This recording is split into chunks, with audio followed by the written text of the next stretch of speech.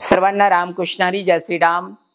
नेहमीप्रमाणे आपल्याला आज अतिशय मोटिवेशन, एक बोध, एक प्रेरणा असा हा थॉट आहे। मी पहिला प्रथम वाचून दाखवतो, नंतर आपण सगळे वाचूया। The strong man is the one who is able to intercept at will the communication between the senses and the mind. सशक्त मनुष्य तो आहे जो इंद्रिये आणि मन यांच्यातील संवादाला इच्छेने रोखू शकतो।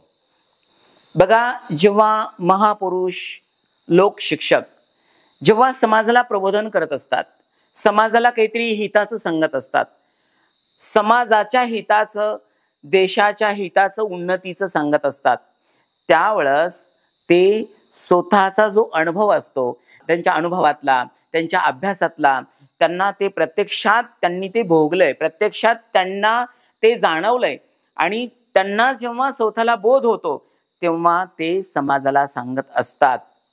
हा थॉट्स अतिशय मी असं म्हणेल की एक बोधकारक आहे। सशक्त मनुष्य तो आहे जो इंद्रिय आणि मन याच्यातील संवादाला इच्छेने रोखू शकतो, म्हणजे आपल्या मनावरती तो ताबा मिळवू शकतो।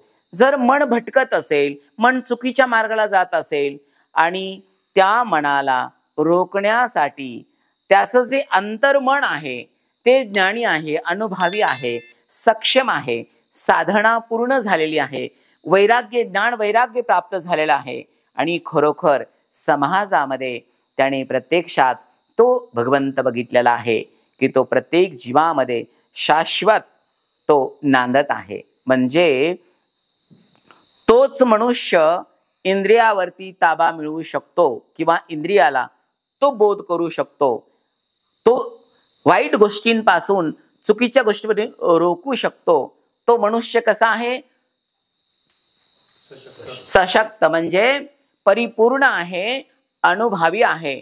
हा थॉट तुम्हाला अतिशय आवडेल, मला असं वाटतं। आपण एकदा सगळे वाचू, नंतर मी ज्याला उठवेल त्यांना वाचून दाखवायचं आहे, ठीक आहे? ओके, पहिला आपण वाचूया।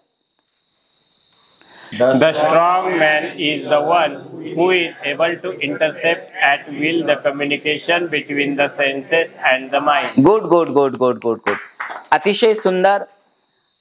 मी ज्याला उठवेल त्यांना वाचून दाखवायचं आहे, ओके, ठीक आहे? सुदर्शन महाराज कुठा?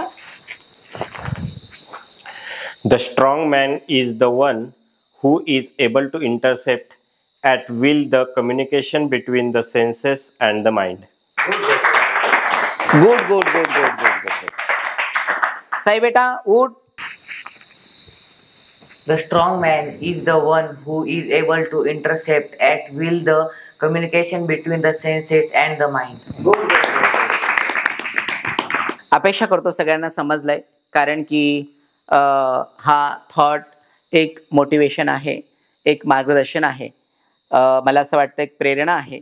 आपण सर्व घ्याल अशी अपेक्षा करतो। महापुरुषांचं जेव्हा आपण जीवनचरित्र वाचू किंवा महापुरुषांचा आपण अभ्यास करू, त्याच्यातून आपल्याला हे ज्ञान पुष्कळ मिळणार आहे। फक्त घेण्याचे प्रयत्न करा। सर्वांना रामकृष्णारी जय श्री राम।